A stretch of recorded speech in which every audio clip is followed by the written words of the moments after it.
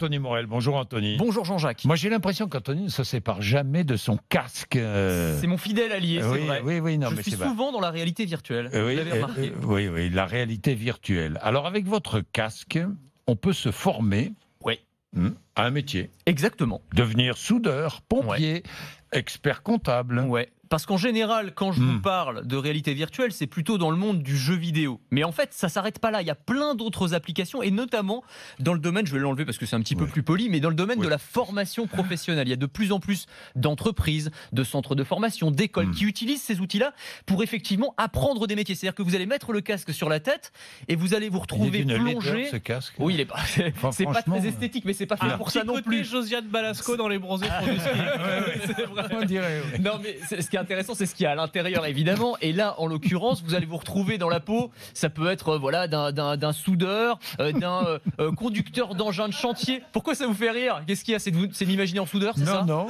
Je vous imagine en soudeur. Non, conducteur d'engin de chantier. Chose. Bon, vous savez pas d'abord, vous ne savez rien. Ouais, c'est ça. Conducteur d'engin de chantier. Je ne sais pas si vous vous souvenez, mais dans les trophées PME, il y a 2 ans, on avait eu un lauréat qui faisait ça, des programmes pour apprendre justement à devenir conducteur d'engin de chantier en réalité virtuelle. Les pompiers aussi, aux États-Unis par exemple, les pompiers utilisent ces casques pour former les nouvelles recrues. On se retrouve dans un incendie, il va falloir apprendre les bons gestes, les bonnes procédures. Ça ne remplace pas une formation traditionnelle, mais en complément, c'est assez intéressant. Puis il y a un côté très ludique, évidemment. Les chirurgiens aussi peuvent s'entraîner dans une salle d'opération virtuelle. Oui, exactement. Et certains disent que ça devrait même être obligatoire quand on apprend à devenir chirurgien. Mais oui, bien sûr. C'est-à-dire que vous allez être téléporté. Comme le pilotage d'avion. C'est exactement pareil. Les pilotes aujourd'hui, on ne monterait pas dans un avion si on ne savait pas que le pilote a fait des heures et des heures de simulateur numérique. Et le chirurgien, c'est la même chose. Il peut s'entraîner grâce à ses casques, apprendre les bons gestes, les bonnes procédures. Et même un chirurgien très aguerri, il va pouvoir s'entraîner avant une opération importante. Par exemple, il peut s'entraîner sur, la tumeur du cerveau de son patient encore et encore et encore, jusqu'à ce que le geste soit parfait.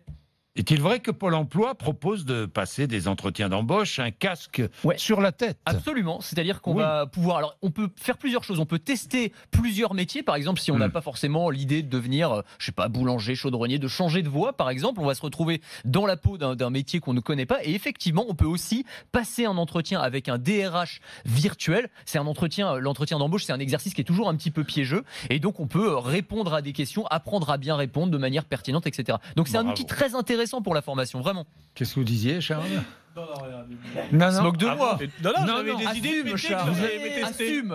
Il voudrait tester le J'aurais aimé faire du cinéma. Oh non, mais vraiment, mais c'est pas possible. Non, juste pour voir si ça me correspond. Dans les bronzés, évidemment. Dans les bronzés, Oui, vous êtes meilleur dans le virtuel.